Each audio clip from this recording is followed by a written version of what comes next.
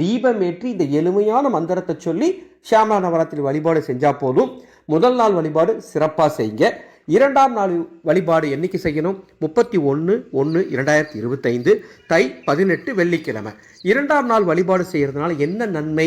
நீங்கள் அறியாமல் செய்த பாவங்கள் தீரும். வழிபாடு செய்ய உகந்த நேரம் மாலை 5:30 இரவு 10:30 மணிக்குள் இந்த வழிபாடு செய்யலாம். உங்கள் வீட்டு பூஜையில் சுவாமி படத்துக்கு முன்பாக ஏதேனும் இனிப்புகளை நெய்வேத்தியமாக வைத்துக்கொண்டு அல்லது பழங்கள் அல்லது உங்கள் வீட்டில் என்ன இருக்கோ அதை நெய்வேத்தியமாக வச்சு இரண்டாம் நாள் நீங்கள் சொல்ல வேண்டிய மந்திரம் ஓம் க்ளீம் ஷியாமளா தேவியே நமக என்ற இந்த மந்திரத்தை 108 முறை சொல்லி இரண்டாம் நாள் வழிபாடு செய்யுங்கள்.